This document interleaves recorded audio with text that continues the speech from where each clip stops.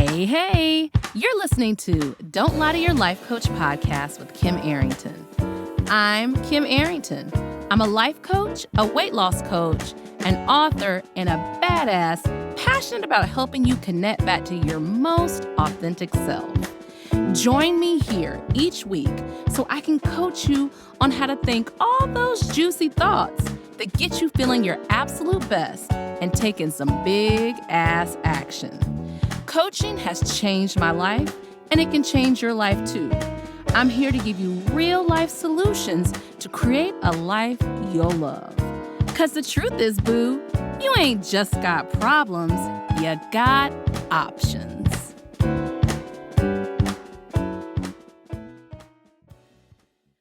Hey, happy 50th episode. Hey, y'all. It is the 50th episode. It's the 50th episode. Yes, I'm proud of myself. Yes, I'm proud of you as a listener who has stuck in here with me. And yes, sis is going to share some stats that tell you how awesome I am, okay?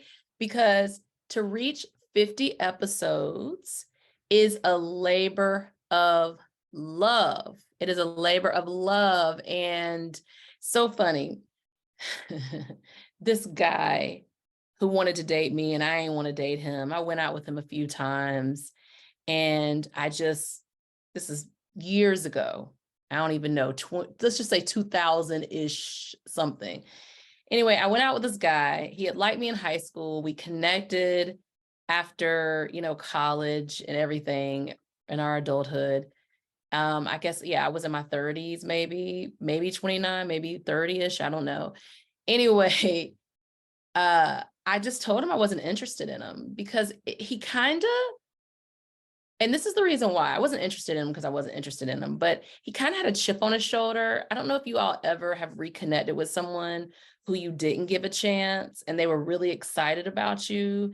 And then you're like, okay, well, I'll give this person a chance to see how I feel about them, but they have the chip on their shoulder because you didn't like them back then. That's what I perceived.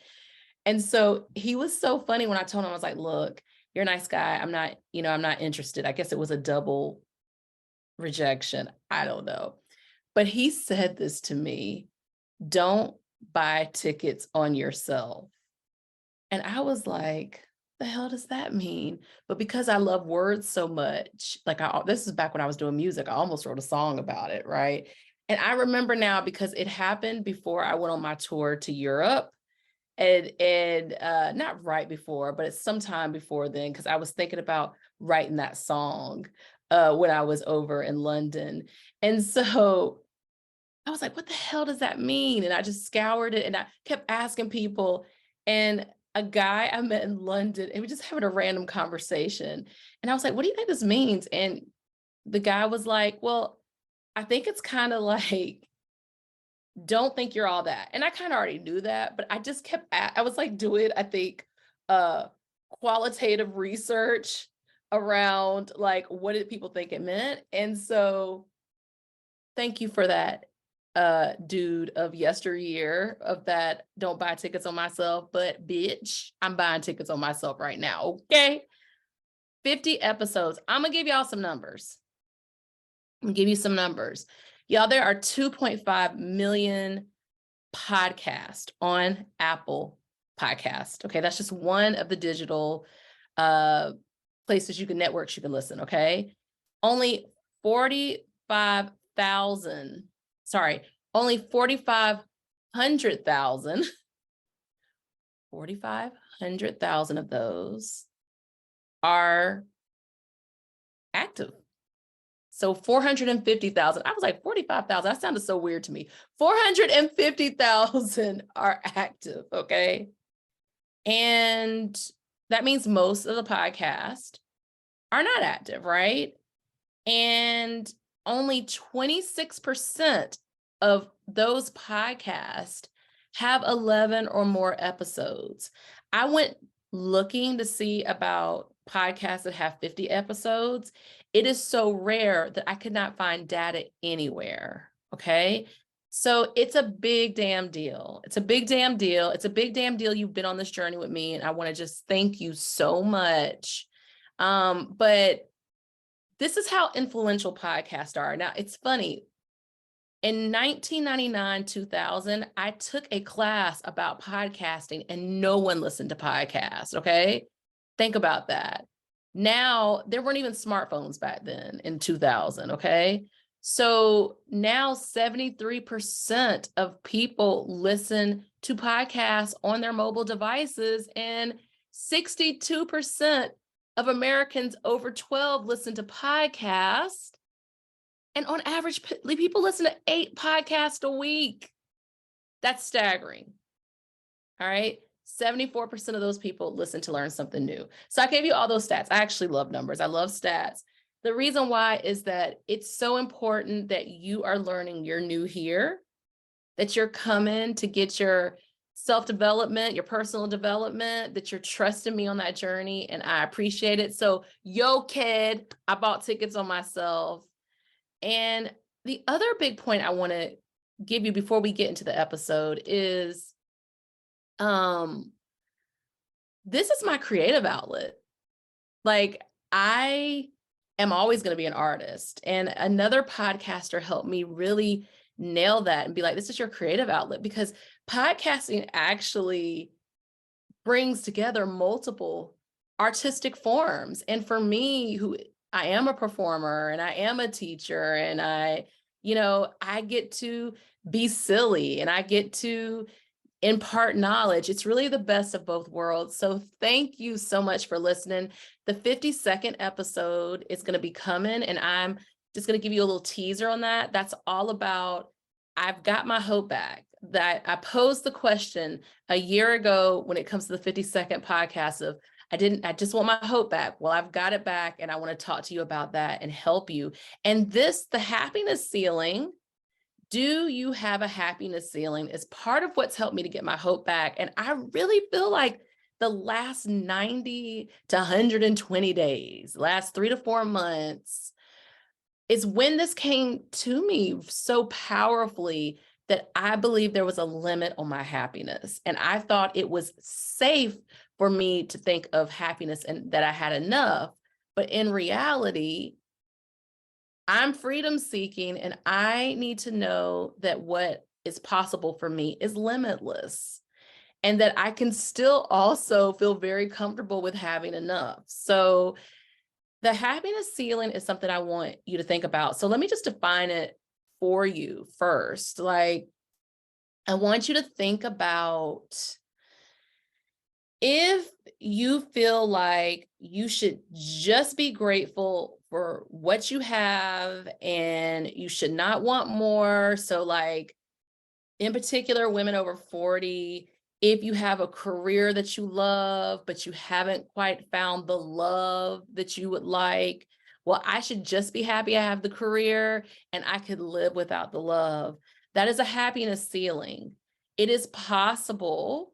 It is possible, regardless of what the stats and the news and everybody else, your grandma and everybody says, it is possible for you to have a career you love, for you to have family if you choose that route for you, whether it is family that you have biologically or a family that found family that comes to you, or you go seeking that, right? Or love, that you have a partner in a way that works for you, that is possible. That you have the amount of abundance or the money that you want, that is possible. Okay, so a happiness ceiling basically is, you decide you should just be glad with what you have and you shouldn't want more. And I think how some of this has come about is that for so many of us who were on an ambitious route, or we were climbers, the going for more exhausted us and made us feel terrible. That's not what I'm talking about.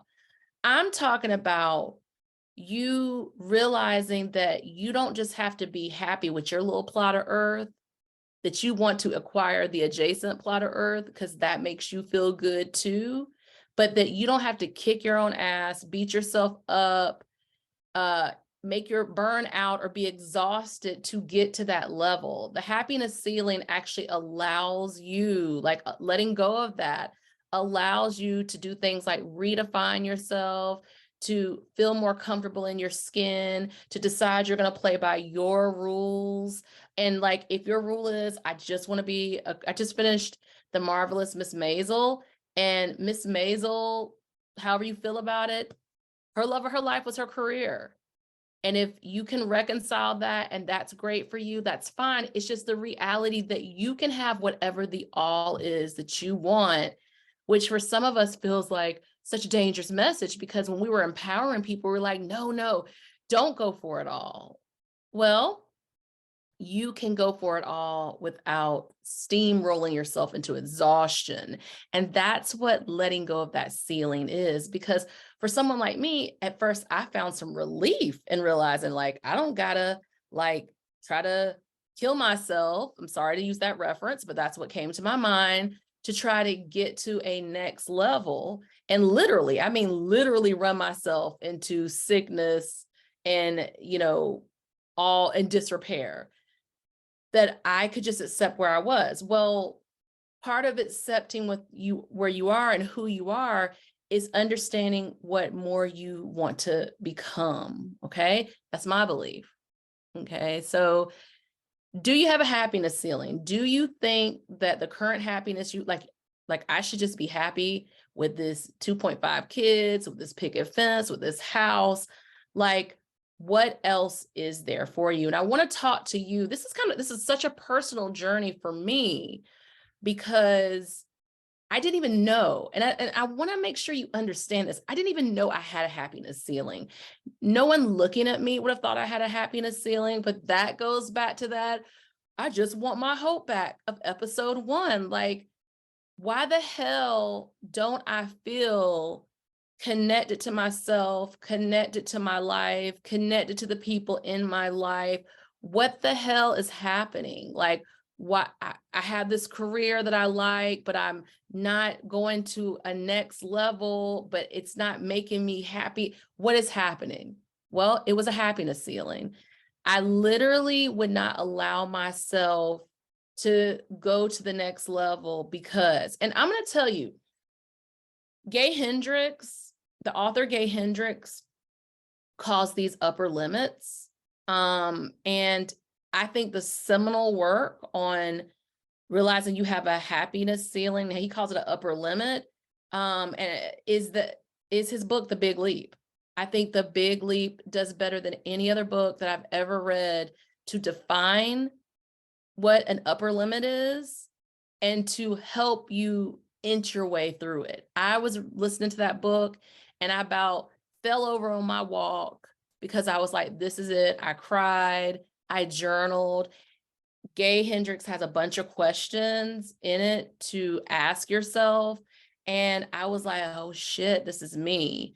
And so I'm going to take you through this. I am going to cheat sheet you for a minute and tell you one of the biggest things that I recognize as a life coach, as someone seen as being fairly healthy and happy. I realized my emotional maturity was not where I wanted it to be. So that's going to be one of I've got 3 for y'all, 3 for you. Just 3 things to think about, 3 big rocks of your happiness ceiling. And I want to talk to you too about, before we even get into this, about changing, because this happened to me and I did not know what was going on. So sometimes when you change, the pendulum swings over to the other extreme. Okay. And if there's a such thing as human nature, I actually think this is it, because I think human beings, when they make a change, and remember you all, change is also a physiological, biological process, which basically means when you're changing, your brain is literally trying to make do with the new information that you have. And it is a hard process because your brain thrives on you doing the same thing over and over. As a matter of fact, it sends up chemical signals for you to handle things the right way. And not to get lost in the sauce, but let's do it. What we call a feeling is literally a physical feeling. It's a vibration. It is a physical sensation in our body. And so that means if it's a physical sensation in our body to an emotional trigger, that there could be 100 processes happening behind the scenes. So what's the point I'm trying to make in this? What I'm trying to say is that when you change, it is one of the most difficult biological, the most difficult brain-based, the most difficult body-based thing you can do. And that's why it's so dynamic, but it comes in often swinging all the way to the left. I see this with y'all all the time, especially with weight. I'm going to lose weight and cut out all sugar, all carbs, all like fried food, everything. I'm just going to be plant-based. That's you swinging all the way to the, the left, right? And then like, if you decide you like that life, you stay that way. And some people do, right? But then most of you swing all the way back to the right, which is how you were eating before. I think there's the mellow of the middle, okay? The mellow of the middle where, and this is how I teach weight loss, right? If you're interested, go to kimarrington.com/weight loss. The program will be out in the summer of 2023. I don't know when you'll get this episode, but the middle means that I can be plant-based when I want. I can have birthday cake when I want, but there's something inside of me that allows me to take it at a pace and in a way that isn't so swinging all this far this way and swinging all this far back the other way, okay? That's the thing about change. We don't really do that. We go to extremes.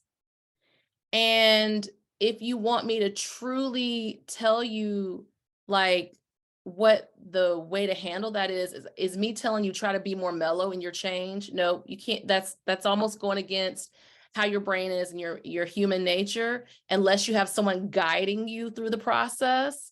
Hello, a coach, a therapist, but who can see it from different standards. But what I want to tell you is be patient with yourself if you swing all the way to the extreme. And be patient with yourself if you go all the way back to the other side of the extreme. If you stick with it, you can get to the mellow of the middle. The mellow of the middle, where you aren't so diehard about having to be extreme on either end. You're in the middle of that. Okay. That's what it is. So, but be patient with yourself and other people when they're driving you crazy, because, and I can be people. I've gotten some new information and all I want to do is talk about it. All I want to do, everything is, or when you meet somebody new, all you want to do is talk about them. And then something happens and you swing to the, I can't stand them, or I can't believe this didn't work this time. If you stick with the situation, there is a middle that's available. Okay. So let's get going. The first thing that I think was a happiness ceiling for me and a happiness ceiling for a lot of people is their definition of themselves. Okay. You have a happiness ceiling because you're defining yourself way too literally. I'm a person who just does this. I'm a person who just does that. But like, where are the shades of gray, dude? Like, you're either a black or you're white.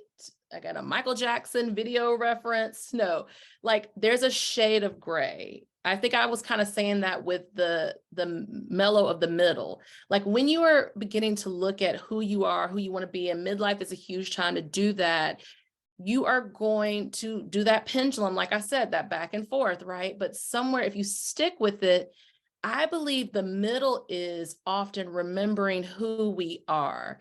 So in my weight loss program, which is now, I can give you a name, it's called Half-Life Weight Loss, and it's for women over 40.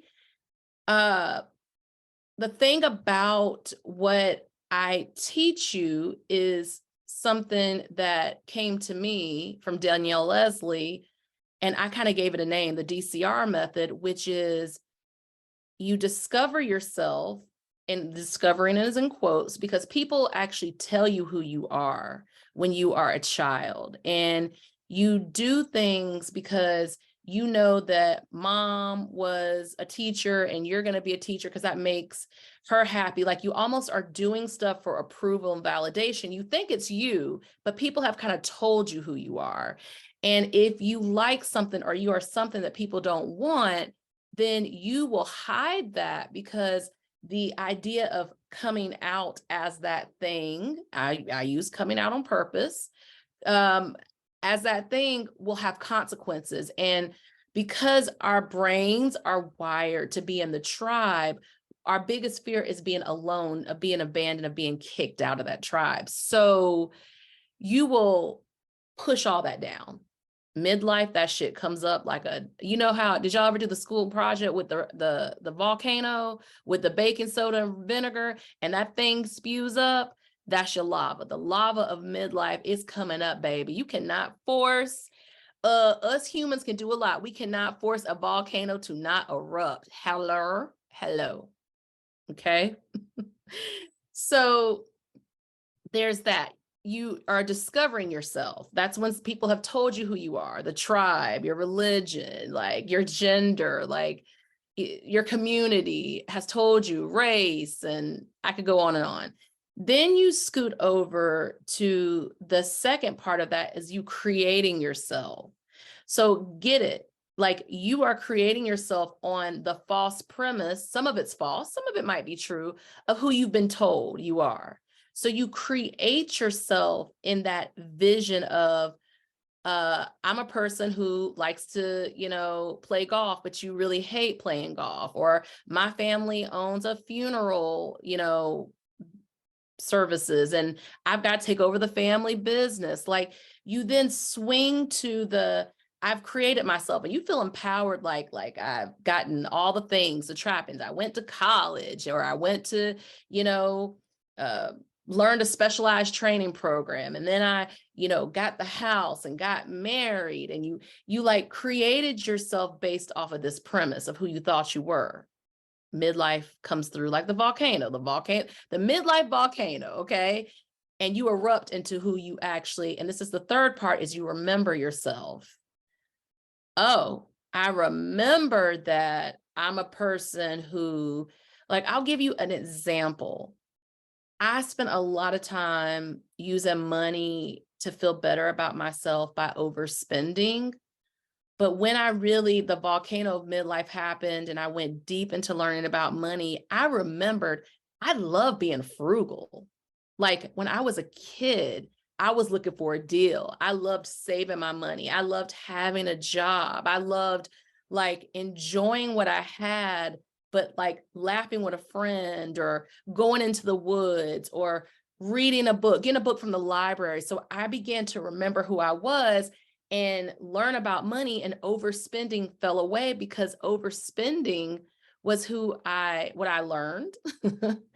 And then who I created myself to be. Oh, I'm a person who, I remember saying this in an episode, I love my Europeans, Louis, see, this is why I can't even think of Fendi. Like I love my Europeans. Now I would not buy a luxury bag because that's not who I really, really am. Now y'all gonna still see me carry them because they've been bought. But the point is just that I had to look at who I created myself to be based off of who I discovered I was, but I really remembered who I was, DCR method. All right, anyway, self-definition, you need a cure. You need something curative. And to me, what's curative is penciling and paper in it, or fingers to laptop in it.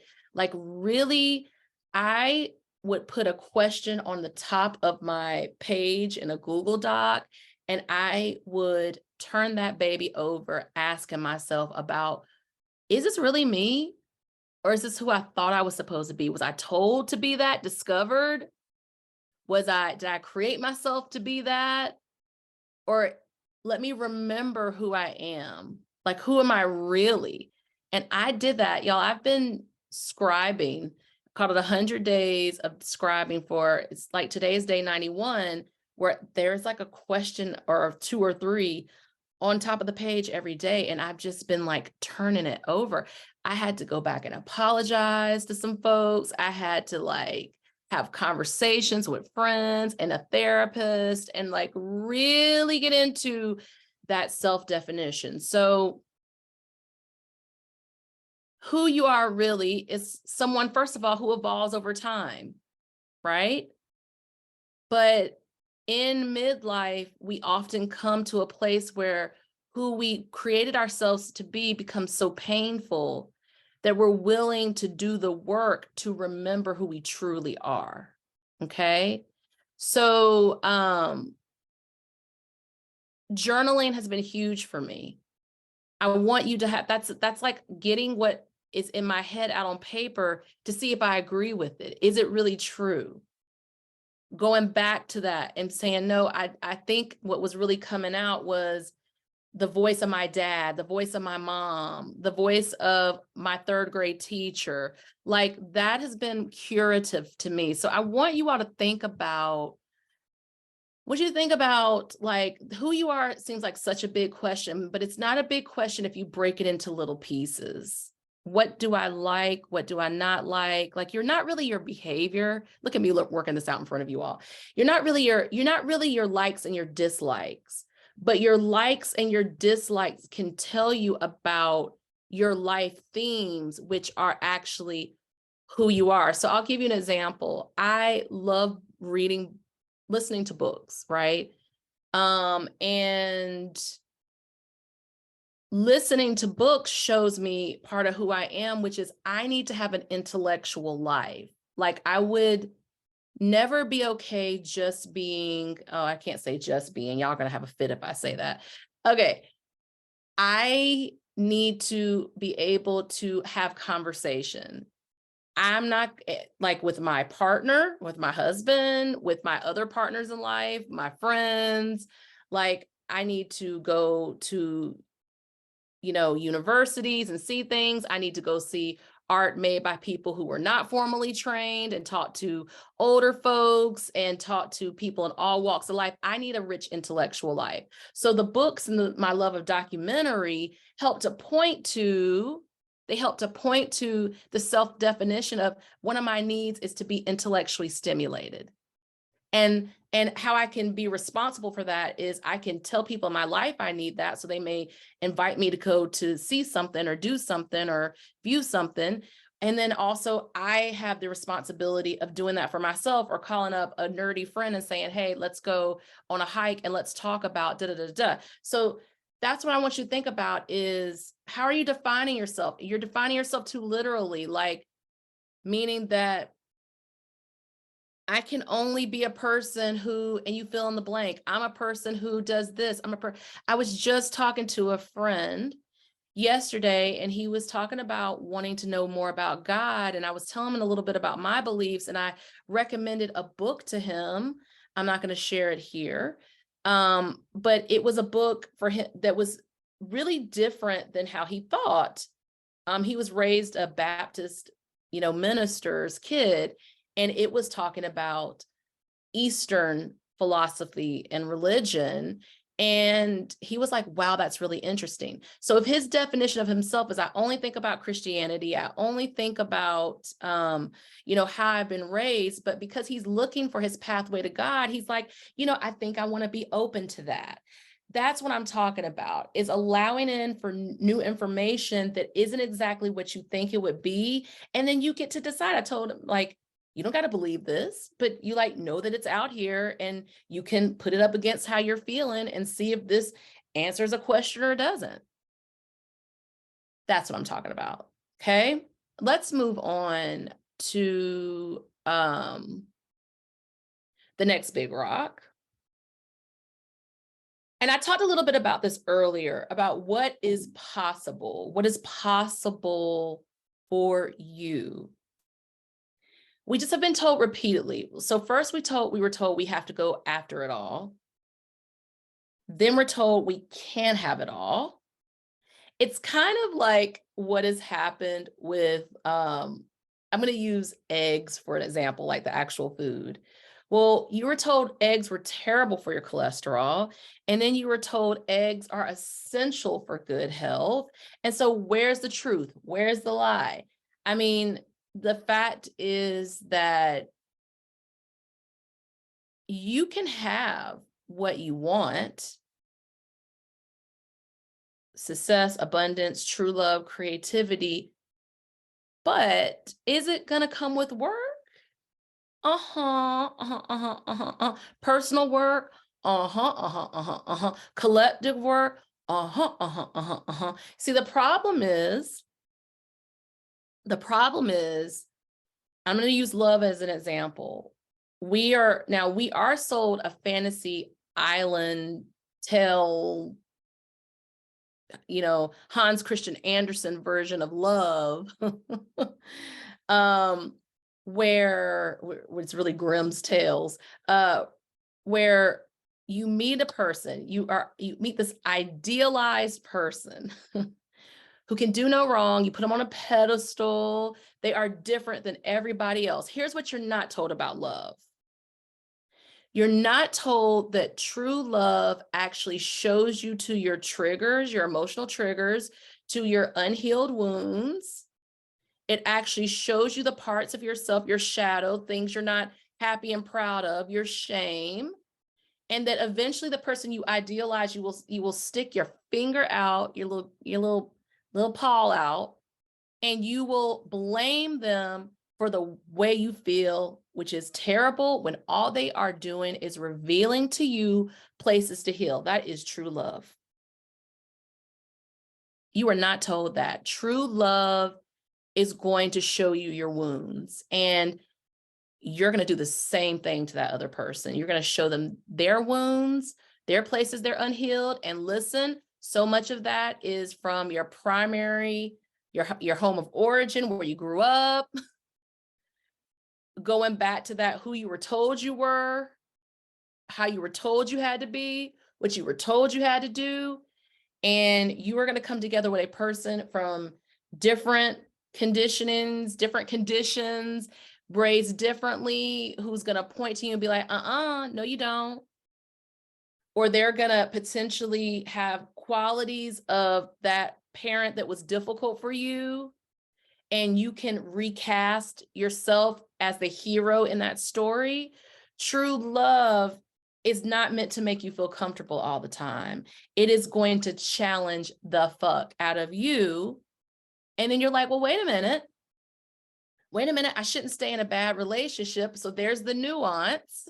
The nuance is choosing a person who you all can heal together, but it takes sometimes support from a therapist or a coach or a bud who's been through it to help you through that bump in that relationship, because we don't speak the same relationship languages. And so the truth about true love is, this person is showing these wounds to me, and they're willing to do the work with you, and you're willing to do the work with them collectively, both of you all together and individually, to be able to get to the healing of you by yourself and you all together and them by themselves.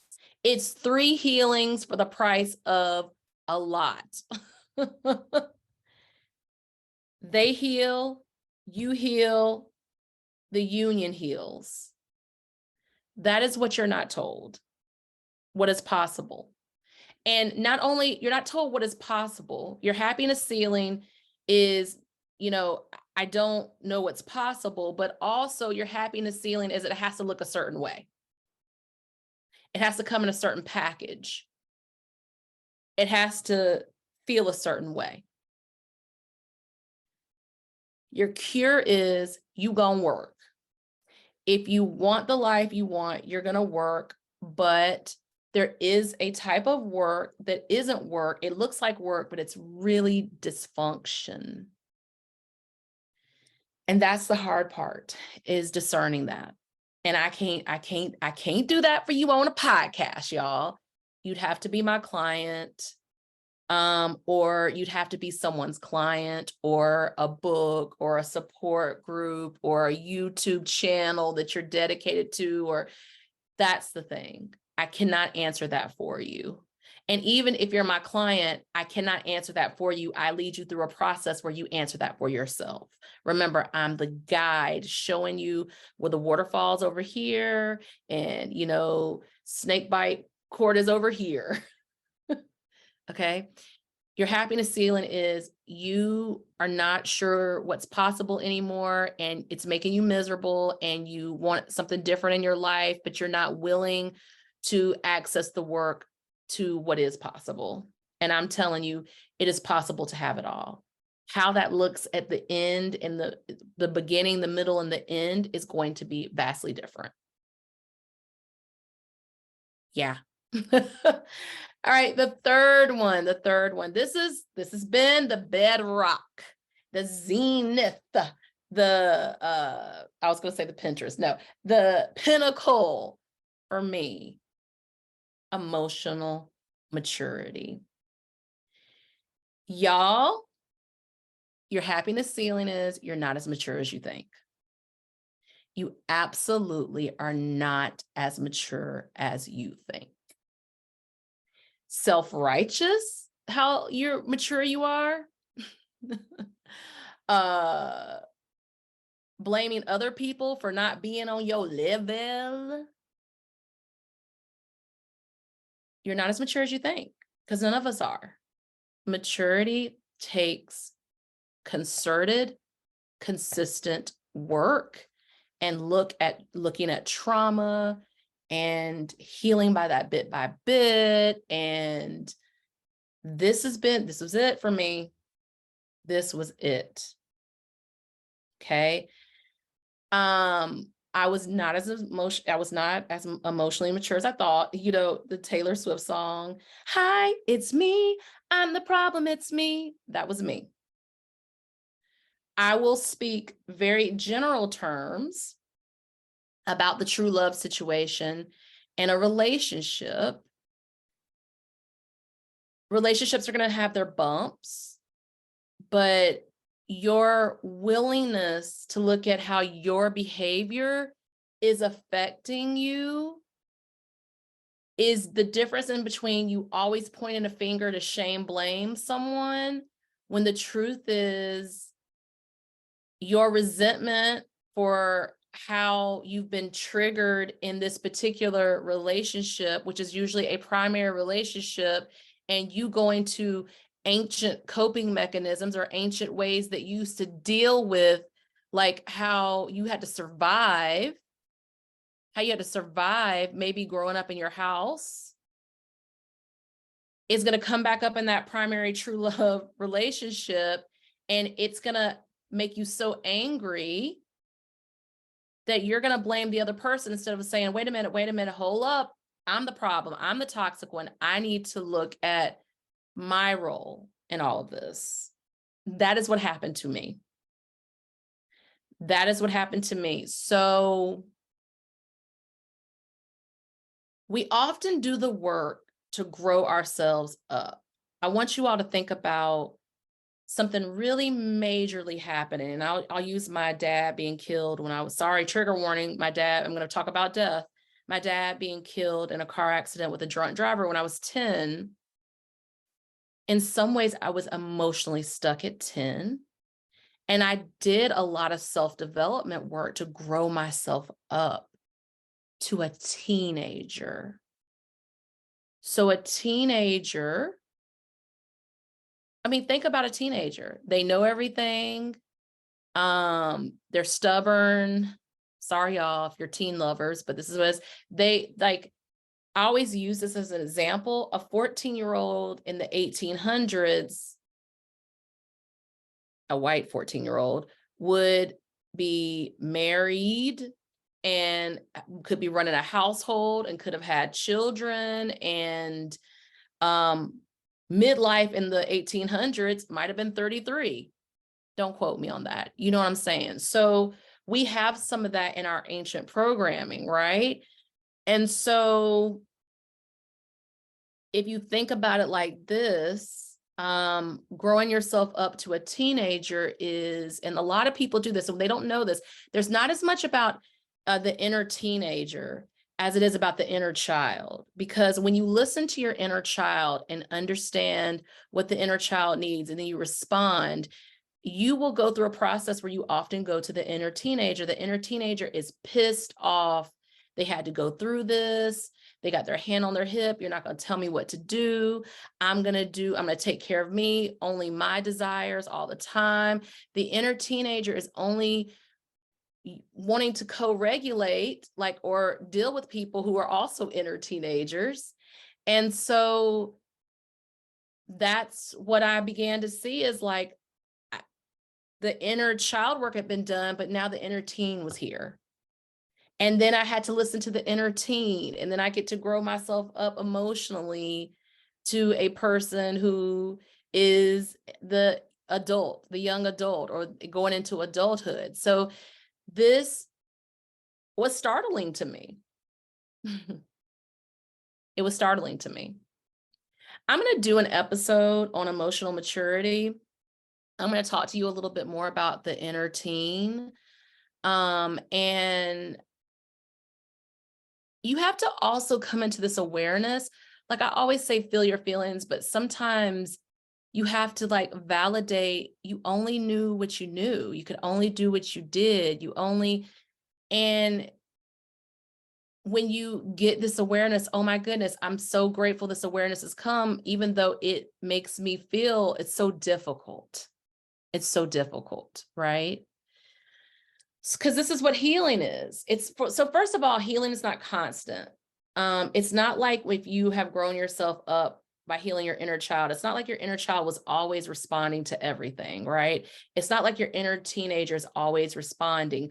But when you are scared, when you are triggered, when you are bothered, when you are resentful, that's when the unmet needs of the inner child and the unmet needs of the inner teenager come up. That's what I'm talking about. You're lovely until someone pushes all the right buttons in the right combination of the safe, and then you are angry, or you pull all the way away. You're avoidant, which was what my inner teenager did, was it withdrew.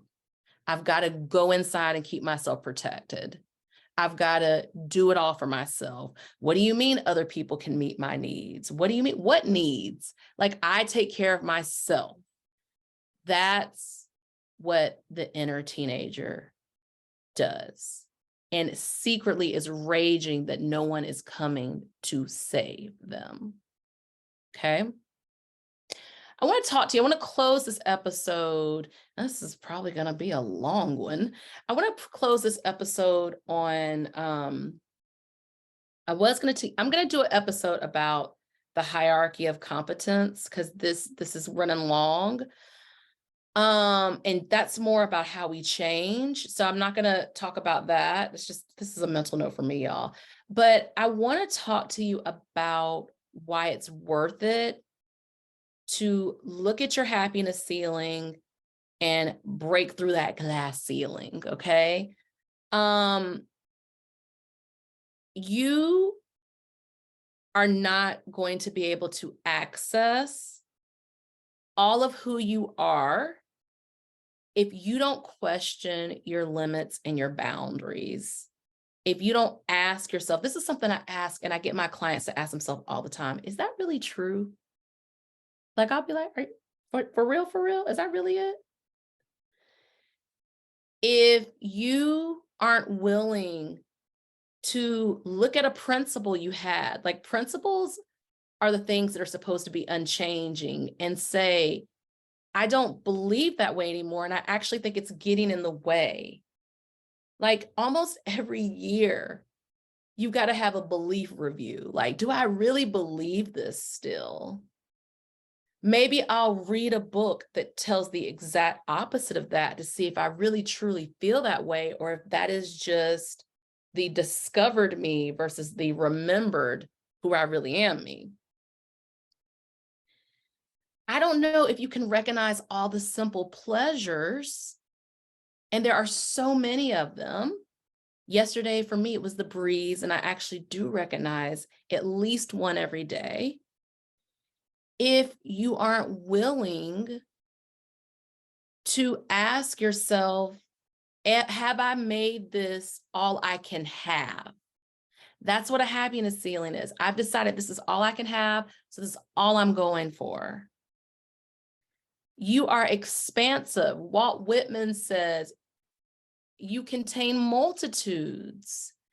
And so even the recognition that you are expansive does not have to be a curse. It's not a ball and a chain that you're dragging around. It is your ultimate guide to freedom.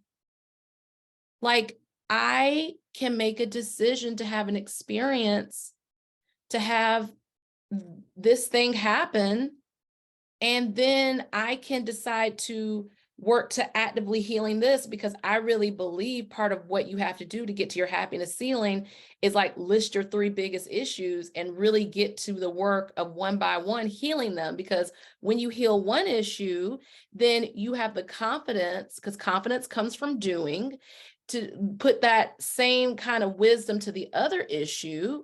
And then the other issue, oh my God, you could actually in this life handle your biggest issue. Yeah, it's possible. If you pull up that happiness ceiling and push it up and say, this is what happiness looked like for me in 2022, but happiness in 2023 is this. And I think beyond it could be this. Okay. We're going to keep at this. This podcast has been a weekly way to give to myself and you all, but it's also been something that I have to show up for. And that has helped me. Just imagine me on my back, pushing up the happiness ceiling with my arms and my legs. This podcast has helped to enlarge my community, enlarge my reach of my message, enlarge my thinking, come back, because I will tell you this, and I'm going to get more into this in episode 52. I had someone, I was walking with my friend Roz. I'd been to Colorado, and she asked me such an amazing question, like, how do you think you're going to change? How do you think the podcast is going to change? And I was like, oh, you mean like in a year? And she was absolutely right. It did. It absolutely did. And I'm so excited to bring that to you. Y'all, asking yourself, are you happy? What makes you happy today? Is that really true? Is that really true? Asking again, is that really true? And then really developing, going back to look at what used to make you happy. And if that still does, and if I need to bring that in, that is life-changing stuff. Okay. All right, y'all. I know this was a long one, but I had a lot to say. I'm stepping out the pulpit. All right, y'all have a good one. Join me here next week. Love you, mean it. Are you feeling what you just heard? Good. Repeat after me. You don't have to figure it out on your own again anymore. I'm here to help. Head over to KimArrington.com and download my free video series dedicated to getting you feeling your best right now.